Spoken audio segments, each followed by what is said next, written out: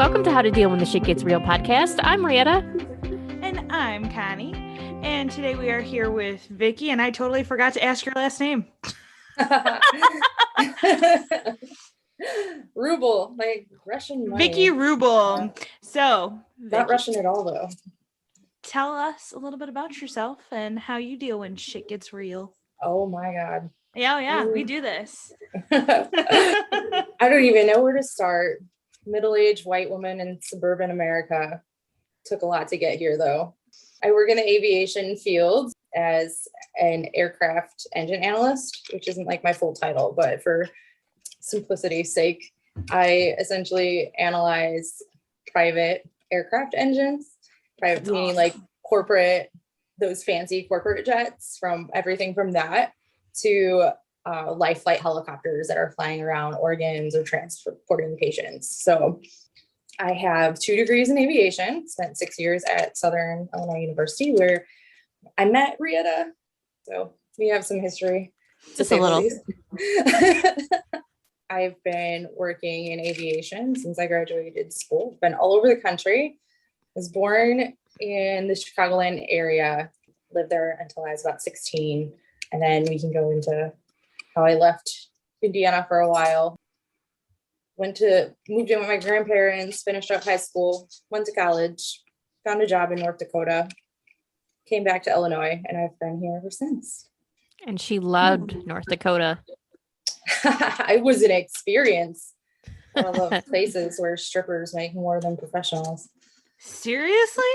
Oh, I went in the middle of an oil boom. So there were just tons of people, like just transients from all over the country. It was like literally living in the Wild West, in modern day Wild West. It was insane.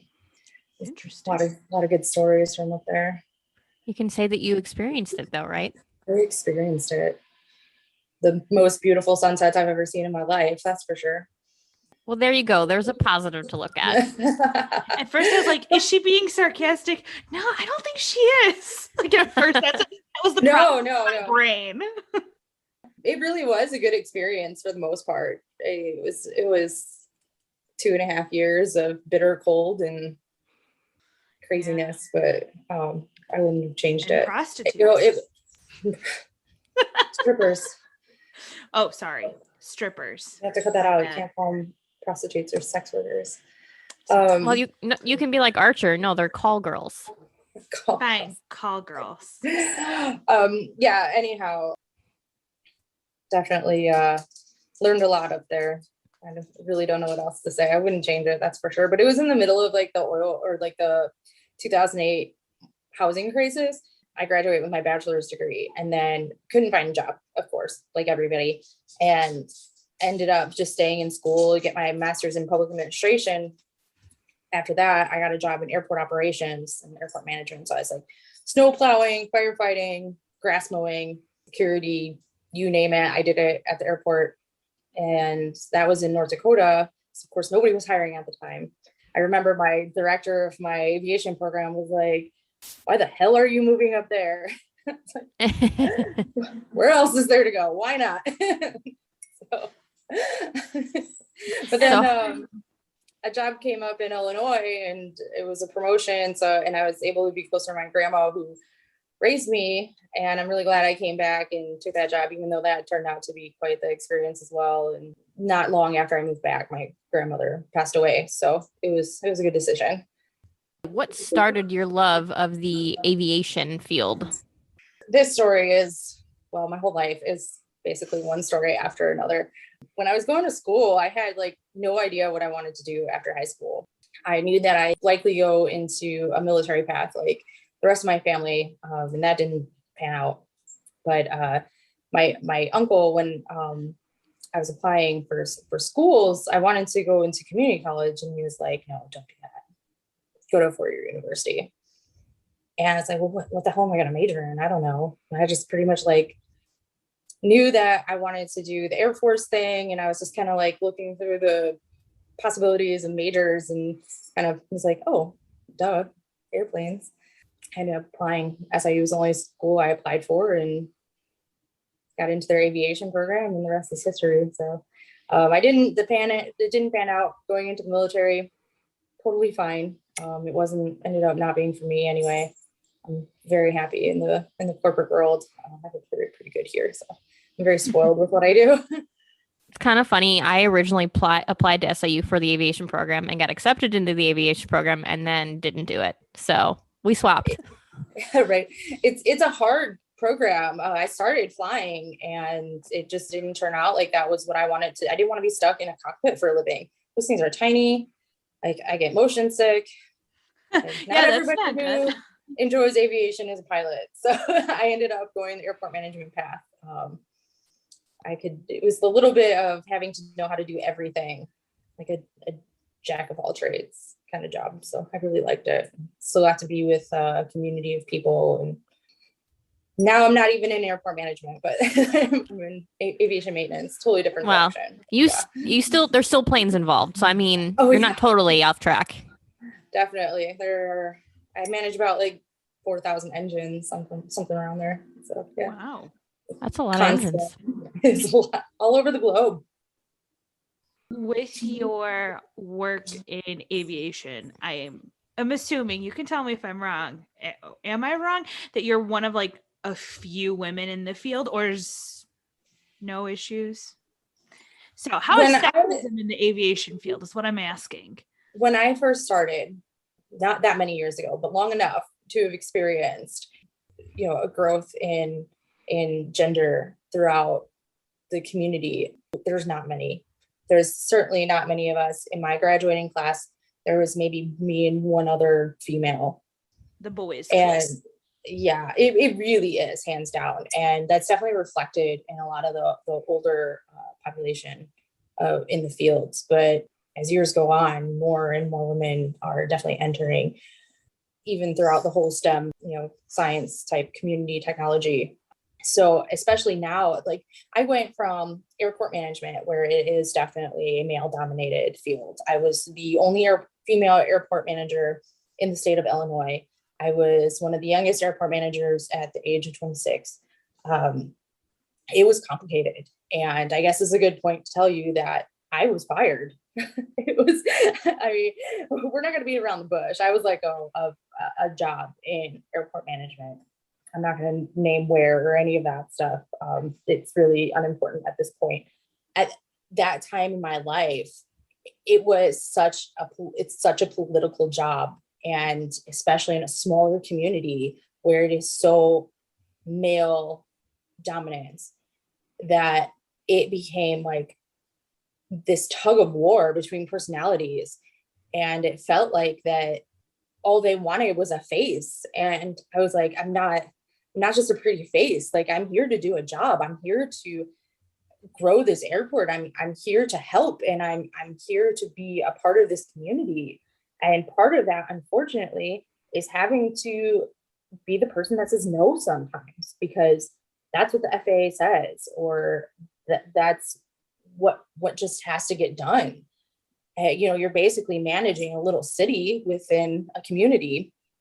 Fast forward, getting let go, which was probably the hardest experience anybody can go through, is being let go from a job. It had brought up so many issues that I've had with PTSD and anxiety. I had gone into an insanely deep depression, even though thankfully the people that did let me go did provide help for displaced CEOs to be able to move forward and find a new position, which I was grateful for. The depression probably lasted 2 or 3 years after being let go. My confidence went down the toilet. 100%. I had no confidence. I thought I was the worst employee.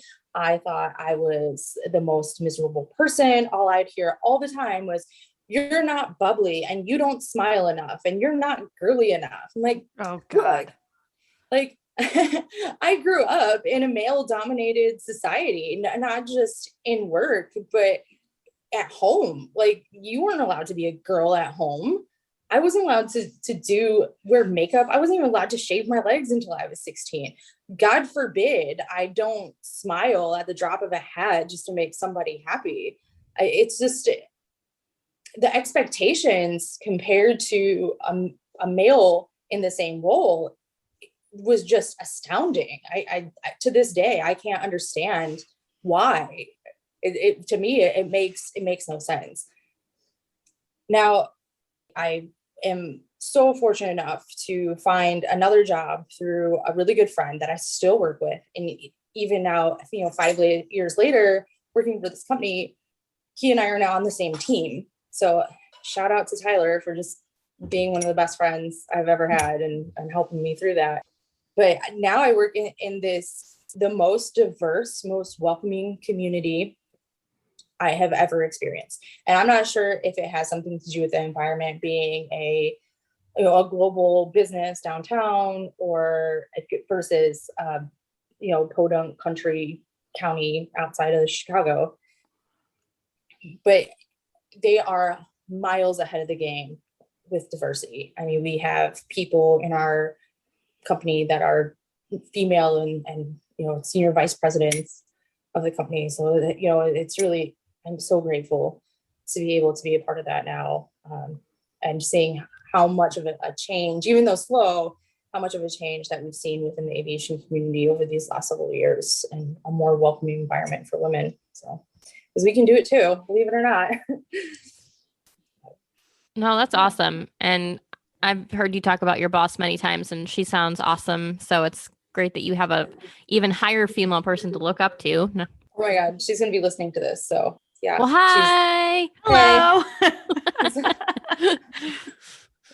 I mean, I could go on for hours about how amazing my boss is. I don't know how many brownie points I'll be able to score off of that, but hopefully some.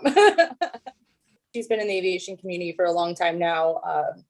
It's just absolutely amazing. I mean, my whole chain in our organization is basically a bunch of females. So yeah, Love it.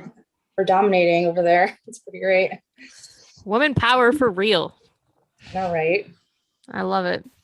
It's taken us a long time to get there. Slowly but surely. Yeah. And any strides you can make in that direction is still one, even if it's one step at a time. Oh yeah, absolutely. So since you touched base on your kind of crazy childhood there for a little bit, why don't you take us into a deeper dive of what happened to you and how you ended up with PTSD and why you weren't allowed to do any of those things and just all the good stuff. The real reason why you want me here. Yeah. No. We like to talk about all the trauma, and that's basically just the show. Okay.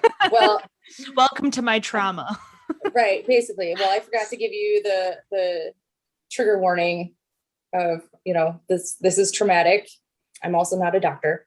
So all I can do is give you my experience and hope for the best. It's funny because I actually had an appointment with my therapist today, and we were going through this and discussing like how to really go about, finding a starting point, because my childhood was unstable, abusive, disorganized. I grew up in a home with parents that have undiagnosed mental problems, mental disorders, whatever they may be. There's no way of knowing. There are individuals who don't want help, don't think that they need help. And it's difficult because, there are people that just don't recognize it or don't want to recognize it. But as I was telling you earlier, I grew up in a small town in Indiana until I was about 16. And at that point, like, I have an older brother and I had a younger sister who passed away, which we can get to later. And then a younger brother who's 10 years younger than I am, excuse me. It was a pretty, broken home. My parents are still married. We don't speak. My older brother and I were not close at the time. He was going through the same struggles, and he coped with them a little bit differently than I did. But I was also, we were pretty much forced to raise our siblings. Just no reason why. Like, it really makes no sense, and it probably will never make sense. It's one of those things where you just can't, like, there's no sense to be made. So we stayed there till I was 16, and I went to several different schools. For some reason, my mom was pulling me out of one school and putting me into another. No real reason why, besides, my brother was having problems. So let's drag Victoria through it too. So by the time I was in sophomore year of high school, I'd been to 2 high schools already. So there was really no stable friendships to be had at that point, let alone any kind of stability in the house. It's like I said, it was abusive, physical, mental abuse that we don't really need to go into some of the ugly details on that. It can be pretty harmful to talk about, but really at this point they're insignificant. And that really says enough, Yeah, but to get to like some of the most interesting parts about it, I guess I don't really know how else to explain it other than like trauma can be interesting, at least to give somebody something to relate to. But they sold the house. My dad, as far as I knew, had a good job. No idea where the money went, other than my mom is today an animal hoarder. Sold the house, bought a camper, decided kids don't need to go to school. Now that's fine. Education, that was definitely not a value in the house. I remember being in 6th grade and I got the first C on my report card. Never had gotten anything less than an A till that point. And I was just sitting on the stairs, just like bawling my eyes out. Oh my God, I got to see in math. Like, what's happening? Like, it basically, looking back, I'm like it was a cry for mom and dad, help me. Like, I don't understand why I'm not doing well. Well, lo and behold, it's because they were not good parents. But they're, the first thing they said to me was, fucking deal with it. Nobody cares. Not everybody does well in school. But Victoria does well in school, okay? Like, Victoria values school. And like, so it was such a frustrating experience. Anyway, fast forward a few years later, they sell the house and we're living in campgrounds across the country. No idea why. Could be tax evasion, could be batshit crazy parents. I'm not really sure. Traveled from India through Missouri, Oklahoma. And of course, my parents are fighting and abusive towards each other, let alone us. So this entire trip, I remember sitting in the side of a road campground somewhere in the desert of Arizona or New Mexico, maybe. Most of this is all just so blurry because I, basically don't remember much from prior to being 16. It's just how you cope with trauma. And my dad and my mother were fighting about something, and he takes off. Just leaves. It's like, fine, you guys just stay here. Takes one of the trucks and just jets for like a day or so. Who knows? Pretty sure he was probably drinking. Normal things for our households. We've got we're carrying 3 horses, 6 crates full of dogs, a cockatoo, several cats, some bunny rabbits hopping around the camper with us. So that's a lot for a camper. Living in a 5th wheel camper trailer. Yeah. I got the couch. My brother slept on the kitchen table, that folds down. Yeah, it folds down. Yeah, the 2 younger siblings, of course, got the back room. God forbid you give the people that are, my brother's 6'4", so imagine him trying to sleep on. Oh my gosh. Table. So anyway, no privacy. Privacy was not part of our life, because that's not important to 2 teenagers whatsoever. And it just worse and worse. And at some point we're in the mountains in Flagstaff, Arizona. My mom looks at me like usual and says, "You fucking bitch, you'll never be good enough for me." Slams the door in my face. I have to take a shower in the bucket that the horse drinks out of because they didn't want to let me in the camper.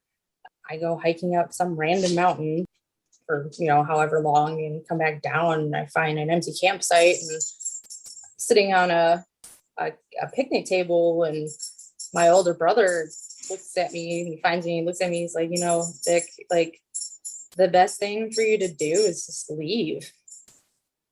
And that was like that moment, those flashbulb memories, like that was the moment where I was like, yeah, you're right. something needs to change. The next stop I'll bring you to is somewhere around Durango, Colorado. I've been like looking at the map forever. I can't even remember the name of the town that we're in. Now, what I haven't told you yet to this point, I'm engaged to be married to my high school sweetheart that I've known since I was 8 years old. He was 3 years older than me. My parents let him live in my house, you know, in the same room with a 16-year-old. God, looking back now, I'm like, what the hell were you thinking? I mean, could you imagine letting your child No. do that? It's insane. Still one of the greatest people I've ever met in my life. You know, he grew up in a similar background as most of us did in that area. So he's graduating basic training. At this point, this is the summer of my sophomore year of high school, right? And so he's graduating basic training at the Marine Corps Training Depot in San Diego.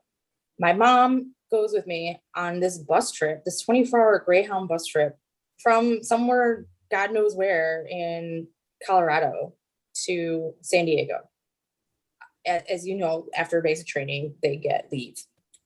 So at that point, my mother allows him to buy me a plane ticket from San Diego back to stay in Indiana with him for his leave. End of leave comes. Nobody knows where my parents are. Now, I can say this was before the era of regular cell phones. So my parents didn't want to pay for a cell phone.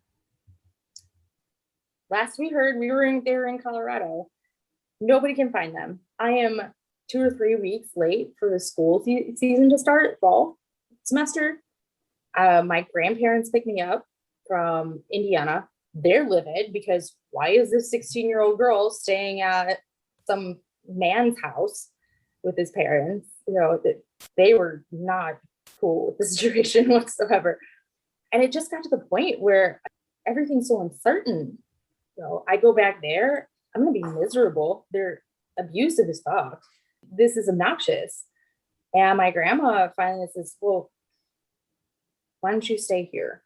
And so then came the process of her getting guardianship, which it was just such a heartbreaking experience because this is like my grandmother having to take responsibility for her 16-year-old grandchild. This is her daughter that nobody can find.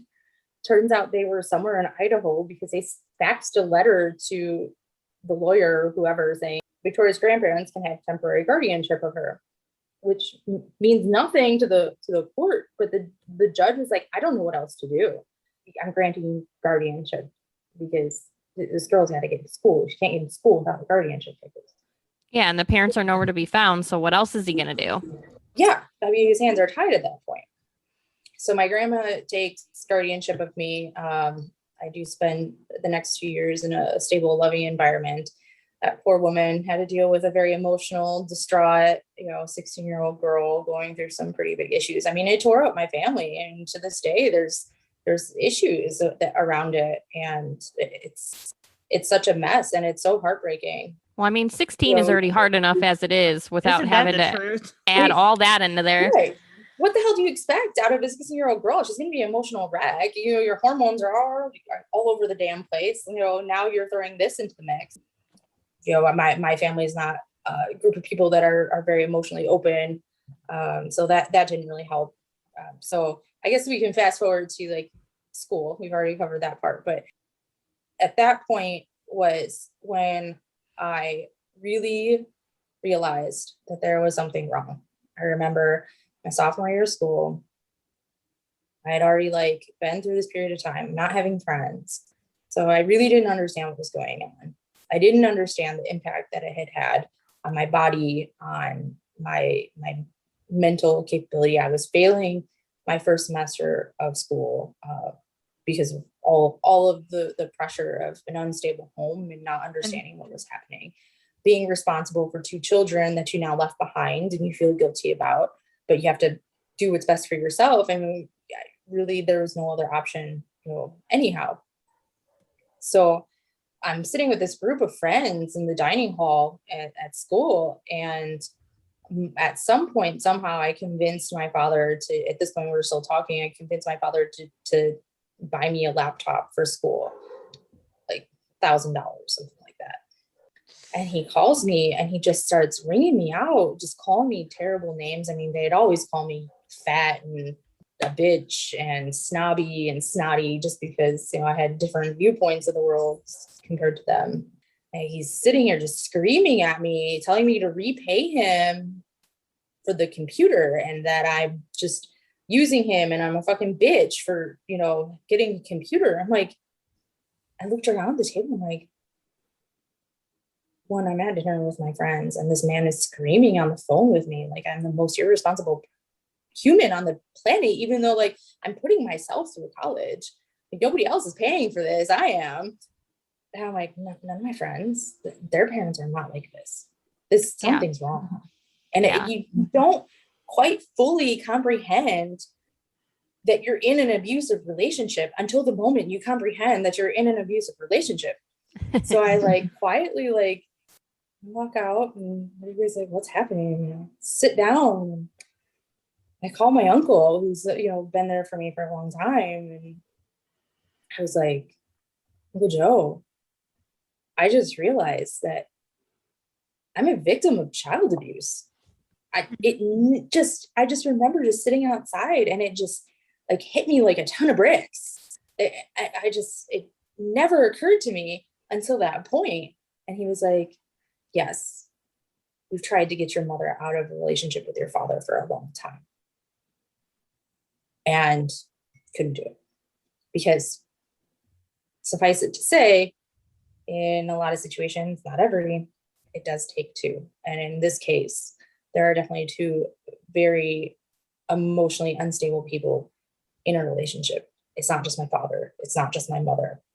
Combined, it is just like this explosion of anger and emotion and irrational thought processes that just do not make sense. I think at that point it was kind of like, something's got to change. Like this is the cause of all of my dismay, and I have no foundation on how to build my life because I lived in this unstable, unhealthy environment for so long. And so what do I do now? I have no idea. So that's act one over. It does speak volumes, though, that you were able to get your master's degree when school was so not, like you talked about, it was so not cared about, that you were able to take it so far. School was my safe place. I didn't have a safe place at home. In the school that I happened to go to, I had extremely loving and caring teachers and I don't know if they ever recognized things that had happened or that I grew up in an unstable house.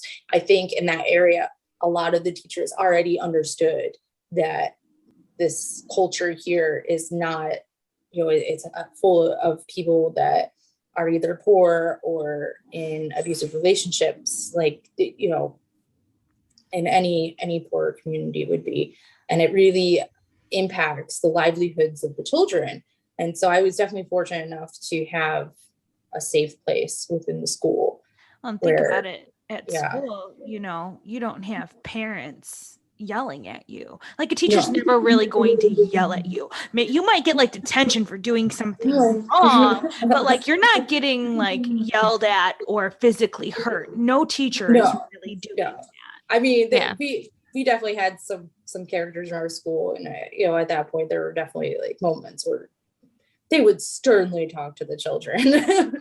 Because they needed that stability and that somebody to show them that maybe the experience that they're having and in that moment and the emotions that they're going through are maybe not the healthiest way to react to a situation. So now that these kids are going to school and they're having to like learn one way to react to the general public, and then you go home and your parents, you have to react to them completely different. I mean, it definitely has made me a completely empathetic person. Like I could sense emotions from people from a mile away, just because it was so unpredictable at home that I had to be able to predict what was going to happen next. And unfortunately, you never could.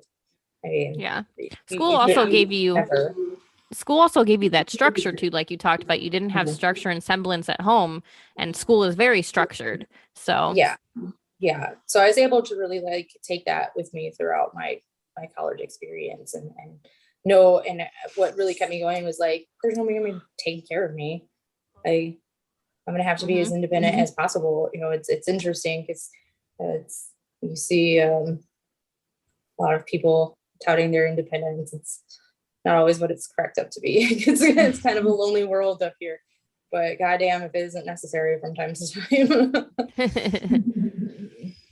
So with the like abuse and stuff, and you finally got to your grandparents' house, did you ever like act out or anything like that? Like when you got there, because you're so confused and now you're finally like at a stable household and it's like, and you're a teenager. So you're like, what's going on? and we'll leave stability there as a relative term. It was certainly more stable than prior, but I mean they were not without their faults. Even those 2 years, I really think of it as not really having anybody at that point, because quite frankly, like, my grandparents at the time were in their 80s. They can't really help you. No, and they can't help you like a parent should be able to help you. And to no fault of their own, like I'm a completely different generation. They wouldn't know what the hell to do with me. And I certainly pissed them off from time to time, being out till like 2:00 in the morning. I mean, at that point, like I had turned, I moved in with them when I was like 16. I had already turned 18 by the time I was in my senior year of high school. So my independence is already like zooming through the roof. And like, I mean, I essentially still took care of myself at that point. It was really just a roof over my head with, certain structure that, that didn't quite fit my lifestyle, especially in terms of like what times you have to be in or out, not having, they wouldn't allow me to get a license. I couldn't get a car. I wasn't really allowed to do a whole lot of stuff, under their roof either. So it was like a free for all for me when I left. I mean, without a doubt, I would not be here today without the help from them. But I still really reflect back on it and say, like, in reality, I did this for myself. I did this myself. I was still the one that had to get up and go to school. It was still my choice to be there.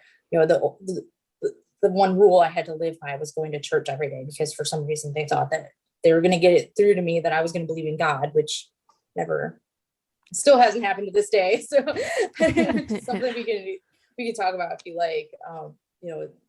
Religion was never really part of my healing process. So it was, well, everybody has different healing processes, and that's okay. Oh, yeah. I mean, like, religion is such a good thing for people.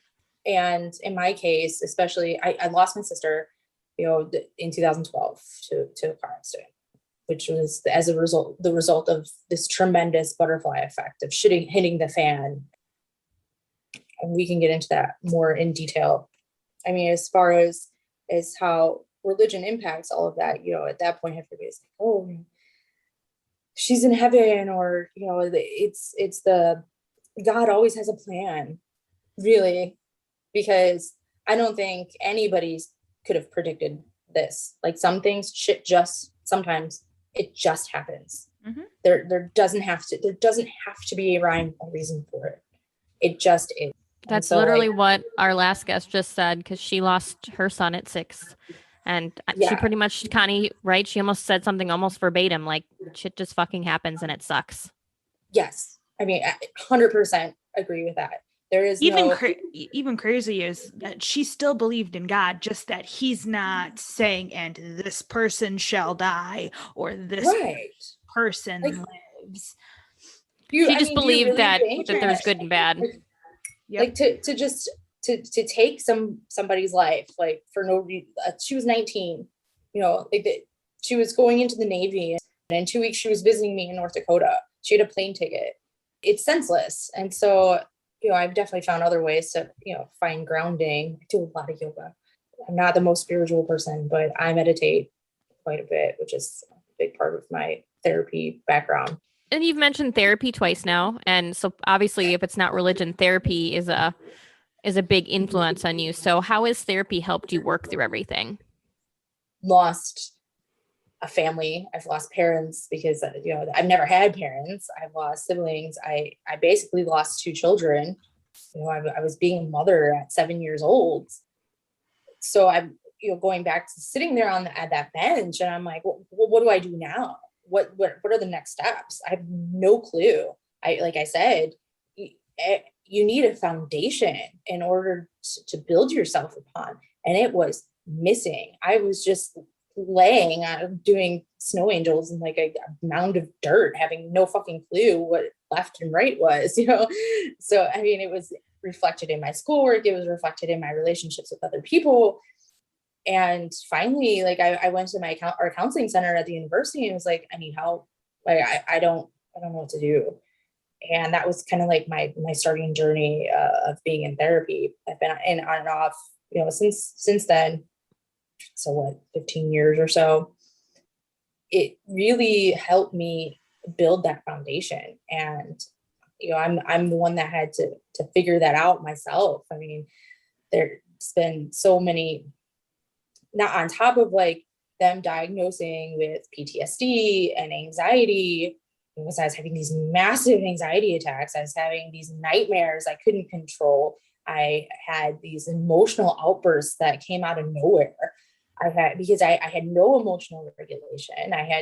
Nobody was there to teach me these things. I was like a kid, like I was an adult, but like I had this brain of like a child, because the way you learn how to react, and maybe I don't even want to say a child, it's just different.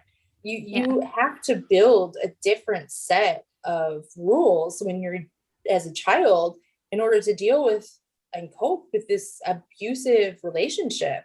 And then you're thrown into this quote unquote normality, and you have no idea how to react to the people around you the way you do react. I mean, I laughed at the most ridiculous things. I thought telling people jokes about my father beating the fuck out of me was funny. And in reality, people were like, what the hell? What's going on here? I would get angry at the dumbest things. I would just break down and cry. And I couldn't hold a romantic relationship for fucking life of me. And not that I can now. You're working on it. It's a work in progress. It's a work in progress. No. Everything is a work in progress, right? No. So I went into this therapy called dialectic behavioral therapy, and it was intensive. It was, there's this set of skills. It's based like very much into Buddhist background, heavily into meditative work, into acceptance, something called radical acceptance, meaning like things happen and we may not have control over that. Then also learning how to have just the simple things, like learning how to have a conversation with somebody, learning how to be able to like, I feel this way because of this, and your listening skills and everything else. It's set up like a classroom. I was in single therapy once a week, and then in a group therapy session with other people once a week, going basically a color book style classroom, learning how to be in a stable human being, just rebuilding that foundation which we build our lives on. So I went through that for about 2 years. And then after school, I stopped going to therapies up in North Dakota. And where do I live? The resources just weren't available. I mean, I think we grew up in a time frame that in a town like North Dakota, where there's not much and there's a lot of snow and cold, that you would need that resource because people would get depressed. Well, here's the thing. We grew up in an era where mental illness just wasn't understood. True. And I mean, we're still just at the beginning stages of really understanding how our environment and our genetics and everything else and how all of this impacts us. Because not only do I cope with the PTSD and which causes the anxiety and everything else, I have a family history of ADHD. I have extreme ADHD and have to be on medication for it. So I went through this therapy, and it really helped build my support. And then I moved to an area where there is not as much not as much available in terms of mental health. And then coming back, I got back into it after my grandmother passed away because I was having problems, and I enjoyed my therapist, but it really wasn't what I needed at the time. And then shortly after losing my job, I actually became, part of the PTSD, or in this case, like it's not quite an official diagnosis yet, but complex PTSD, which is like, yeah, kind of reserved for people that are in long-term traumatic situations with little to no hope of surviving. And let me tell you, there was little to no hope of surviving. I felt like there at any moment that I was going to get killed, by the hands of my parents. And so when I lost my job, I became extremely depressed, and I did have this suicidal ideation to the point where I did have a hospital stay. And it was crazy because I was changing doctors. I had just gotten my job downtown Chicago, and I had scheduled, because of my ADHD medication, my regular doctor wouldn't prescribe it. He asked me to go to a psychiatrist, which was fine. And so I had scheduled this appointment for psychiatry. And then like 2 days later, I'm sitting in a hospital bed being told that I can't leave because I went in with an anxiety attack, and they asked me if I was having any suicidal thoughts. And I was honest. I said I had suicidal ideation. It was not suicidal per se, but they asked to keep me for a hold for, they wanted like a week. I was in the hospital for a week. And yeah, I mean, they take your cell phone, everything. You have no contact with anybody. And I had to like tell them, like, to get out of there, I had to have like some sort of long-term therapy set up, or care, or a psychiatry appointment. It's like, I already have one. And like our mental health care system here, it's just, it's like they try their best to assist people with these conditions, but it's just so cold, and it is so unwelcoming, and it's so scary, and you're stuck in this cold, awful hospital room. So unless you've got millions of dollars to spend on these fancy resort type mental health care facilities, you're stuck in a hospital room that smells like old people and Death. nobody to relate to. Like it's so strange, and it's so unfamiliar, and I don't, for me personally, it was not the environment that I needed to help cope with this. I was fortunate that I have a good job, I have insurance. I was able to have a psychiatry appointment. I've been going to the same psychiatrist for years now, on stabilizing medication for it. My anxiety has all but disappeared. And part of that is, we check in every 3 months. And also I go to therapy with a cognitive behavioral therapist specializing in trauma. She actually got her start at working at the VA close to Chicago, and worked for a long time with ex-military that have gone through PTSD.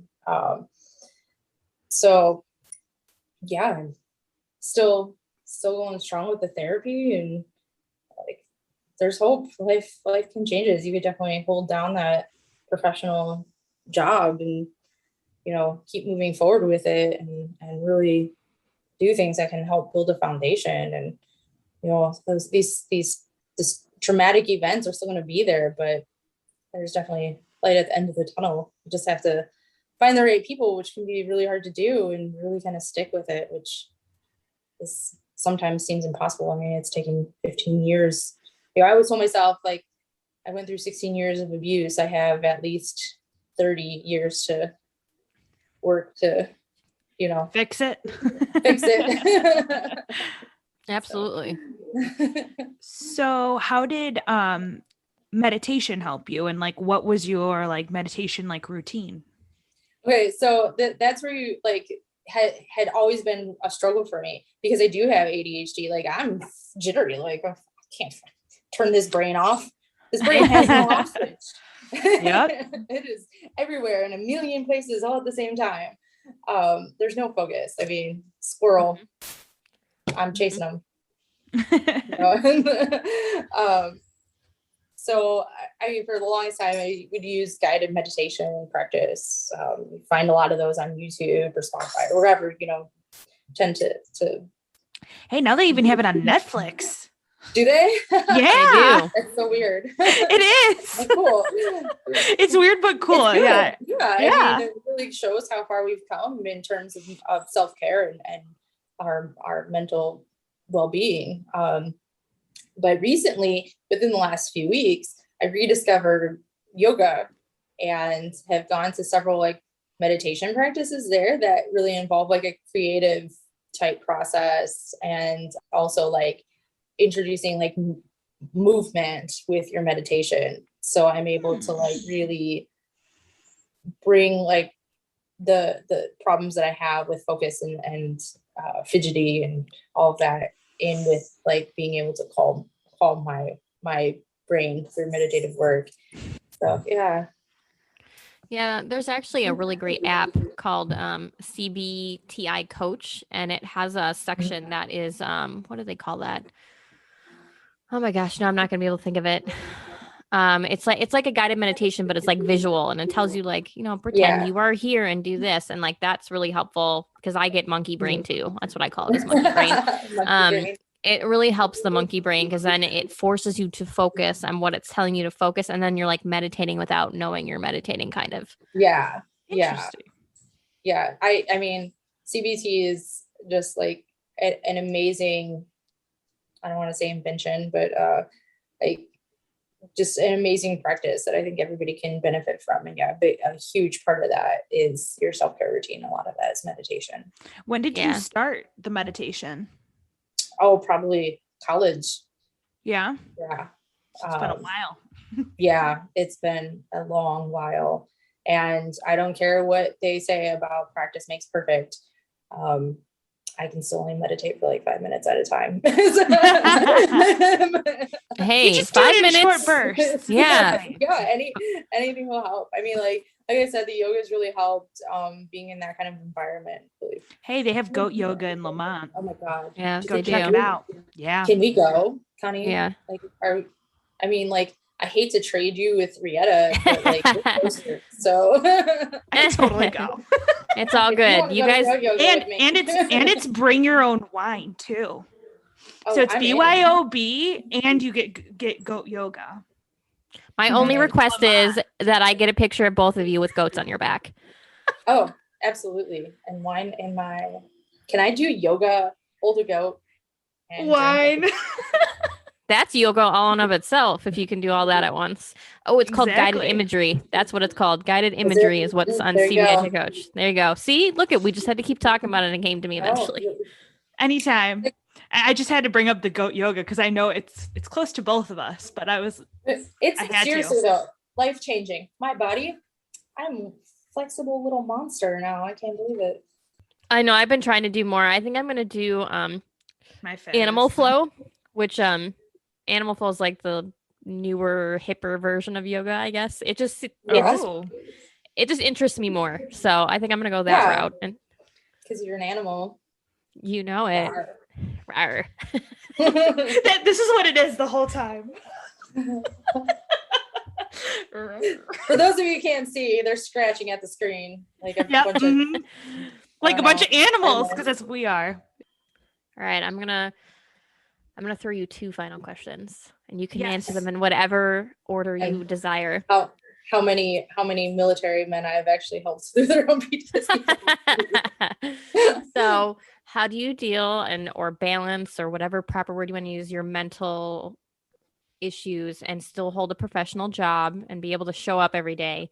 And what's your advice on how to keep good, strong friendships? Go. Second one's tough. First one's easy. It's supposed to be the other way around. Part of this CBT practice is learning how to communicate. And hands down, the best decision that I've made was learning how to communicate with my boss. And I know that is not possible for everybody. Not everybody has an amazing manager the way I do. But I would, being able to build that trust between each other, that I can be open with her, because God knows this comes in waves. I could be good 1 minute, the next minute just crashing down, like the whole world is on my shoulders. And I am so open with her about what's happening. She understands that I have PTSD. She understands that I have ADHD. And we are constantly communicating with each other and checking in and making sure everything is okay. I work in a very, very high stress, high demand job. It is nonstop, and it can be exhausting. And so we've developed over the last 3 years or so that we've worked together, just this amazing ability to be able to communicate and let each other know, or let her know, like, what is happening. And I really strongly recommend that, because mental illness is so stigmatized for no reason.